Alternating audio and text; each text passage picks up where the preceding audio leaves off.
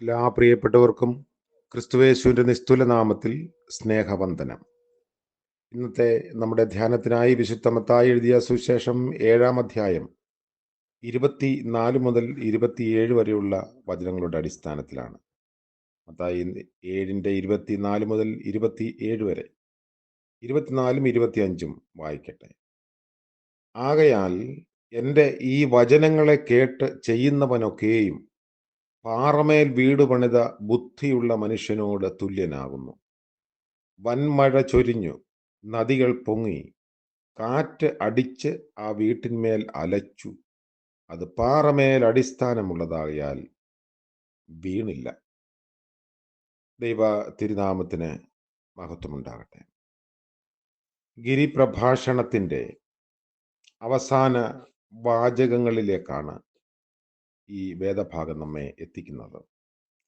ധാരാളം കാര്യങ്ങൾ, സാമൂഹിക, ആത്മീയ, സദാചാര ഉപദേശങ്ങൾ അടങ്ങുന്ന കർത്താവിൻ്റെ ലോകത്തിൽ വെച്ച് ഏറ്റവും വിലമതിക്കുന്ന മൂല്യമുള്ള ഉപദേശ സംഹിതകളാണ് നമ്മളിതിൽ കാണുന്നത്. അവസാന ഭാഗത്തേക്ക് വരുമ്പോൾ ആരാണ് ദൈവത്തിൻ്റെ മുൻപാകെ ദൈവത്താൽ അറിയപ്പെട്ടവരായി നിൽക്കുന്നത് എന്ന ചോദ്യത്തിനും ഉത്തരം നൽകുന്നു. കർത്താവേ കർത്താവേ എന്ന് പറയുന്ന ഏവനുമല്ല, സ്വർഗസ്ഥനായ എൻ്റെ പിതാവിൻ്റെ ഇഷ്ടം ചെയ്യുന്നവനാണ് എന്ന് വളരെ വ്യക്തമാക്കി കർത്താവ് പറയുന്നു.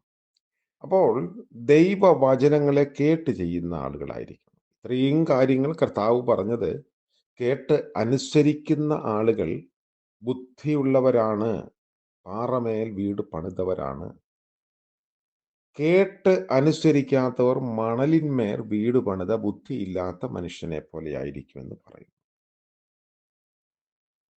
തൻ്റെ വചനങ്ങളെ കേട്ട് ചെയ്യുന്നവനൊക്കെയും പാറമേൽ വീട് പണിത ബുദ്ധിയുള്ള മനുഷ്യനോട് തുല്യം. തന്നെ അയച്ച പിതാവിൽ വിശ്വസിക്കുകയാണ് അവൻ്റെ പ്രവൃത്തി. യോഹന്നാൻ 5-ാം അധ്യായത്തിൽ അങ്ങനെ രേഖപ്പെടുത്തുന്നു. പിതാവിൻ്റെ സാക്ഷ്യം പുത്രനിൽ ആണെന്ന് പല വേദഭാഗങ്ങളിൽ നമ്മൾ വായിക്കുന്നു. ജീവൻ പുത്രനിലാണ്. ദൈവത്തിൻ്റെ ഈ സാക്ഷ്യത്തെ തള്ളിക്കളയുന്നവൻ ദൈവത്തെ അസത്യവാദിയാക്കുന്നു എന്നും 1 യോഹന്നാൻ 5-ാം അധ്യായത്തിലും 3-ാം അധ്യായത്തിലൊക്കെ വായിക്കുന്നു. അപ്പോൾ സ്നേഹവാത്സല്യങ്ങളുടെയും വിശ്രമത്തിൻ്റെയും സ്ഥലമാണ് ഒരു ഭവനം എന്ന് പറയുന്നത്. ആ ഭവനത്തിൻ്റെ സുരക്ഷിതത്വം ബുദ്ധിയുള്ളവർ അതേ അർത്ഥത്തിൽ മനസ്സിലാക്കി ചെയ്യണം. കൊടുങ്കാറ്റിൽ നിന്നുമുള്ള സങ്കേതവുമൊക്കെയാണ് ഒരു ഭവനം. ഭവനം വളരെ ബലവത്തായി പണിതിരിക്കാം, എന്നാൽ ഉറപ്പായ അടിസ്ഥാനമില്ലെങ്കിൽ അത് നിൽക്കില്ല.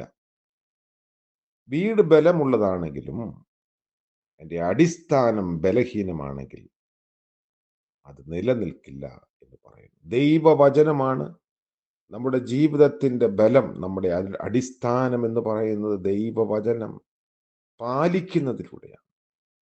ഇതിലേക്കാണ് കർത്താവ് നമ്മുടെ ശ്രദ്ധയെ ക്ഷണിക്കുന്നത്. ഒരു വിശ്വാസി തൻ്റെ ഭവനം ക്രിസ്തുവാകുന്ന പാറയിലാണ് പണിയേണ്ടത്. നമ്മെ ജനിപ്പിച്ച പാറ ക്രിസ്തുവാണ്. ഒരുപാട് ഭാഗത്ത് സങ്കീർത്തനങ്ങളിലും അതുപോലെ തന്നെ പഴയ നിയമ വേദഭാഗങ്ങളിലുമൊക്കെ ദൈവത്തെ പാറയായി, ഉറപ്പുള്ള ഗോപുരമായി ഒക്കെ ചിത്രീകരിക്കുന്നുണ്ട്. ക്രിസ്തു ഏക അടിസ്ഥാനമാണെന്ന് കൊരിന്ത്യർക്ക് എഴുതിയ 1-ാം ലേഖനത്തിൽ വിശുദ്ധ പൗലോസ് പറയുന്നു. അപ്പോൾ ഗിരിപ്രഭാഷണത്തിന്റെ ഉപസംഹാരം ഇവിടെ നമ്മൾ കാണുന്നു. അതിൻ്റെ ഉള്ളടക്കം കേട്ട് ഗ്രഹിച്ചാൽ മാത്രം പോരാ, അതനുസരിച്ച് ജീവിക്കണമെന്നുള്ളതാണ് ആഹ്വാനം. ലോകത്തിലെ സകല മഹത്തുക്കളും സമ്മതിക്കുന്ന ഒരു കാര്യമാണ്, ക്രിസ്തുവിൻ്റെ ഗിരിപ്രഭാഷണത്തിന് തുല്യമായ പ്രസംഗം ലോക ചരിത്രത്തിൽ വേറെ ഇല്ല എന്നുള്ളത്. അതുകൊണ്ട് ഒരു ക്രിസ്തീയ വിശ്വാസിക്കും ക്രിസ്തേതര വിശ്വാസിക്കുമൊക്കെ ഇത് വളരെ ഫലകരമാണ്, മൂല്യവത്താണ്. അത് പാലിക്കുക, അതിൽ നമ്മുടെ വിശ്വാസത്തിൻ്റെ വീട് പണിയുക. ഇവിടെ പറയുന്നു, ഒരു അപകടം വരാൻ സാധ്യതയുണ്ട്. ഒരു കൊടുങ്കാറ്റും അല്ലെങ്കിൽ ഒരു മഴയും അങ്ങനെയൊക്കെയുള്ള എന്തെങ്കിലും പ്രതികൂലതകൾ എപ്പോഴെങ്കിലും വരും. അന്ന് നമ്മൾ പണിത ഭവനത്തിൻ്റെ അടിസ്ഥാനം ഇളകിപ്പോകും. അപകടം 3 ഭാഗത്തു നിന്നും വരുന്നു. ഉയരത്തിൽ നിന്നും, താഴെ നിന്നും, വശങ്ങളിൽ നിന്നും. വൻമഴ ചൊരിയുന്നു, നദികൾ പൊങ്ങുന്നു, കാറ്റ് അടിക്കുന്നു. ഒരു വലിയ കൊടുങ്കാറ്റടിക്കാൻ പോകുന്നു.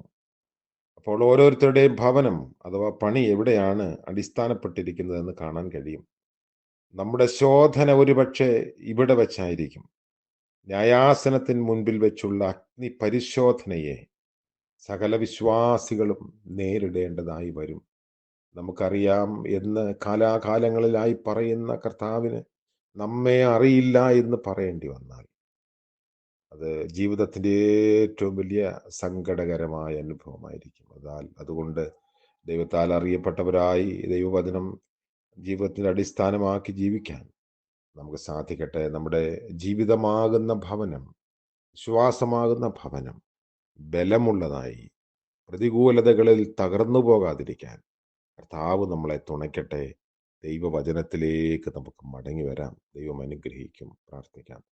കരുണയുള്ള വാഴ്ത്തപ്പെട്ട കർത്താവെ, പുതിയ ദിനത്തിൻ്റെ പ്രഭാതത്തിനായി നന്ദിയോടെ സ്തോത്രം. രാത്രിയിൽ ലഭിച്ച നിദ്രയ്ക്കായും വിശ്രമത്തിനായും സ്തോത്രം. ഉറക്കവും ഉണർവും ദാനമായി നൽകിയല്ലോ. ഇന്ന് പകൽക്കാല ജീവിതത്തിൽ അവിടുത്തെ കരുണയിൽ അടിയങ്ങൾ ആശ്രയിക്കുന്നു.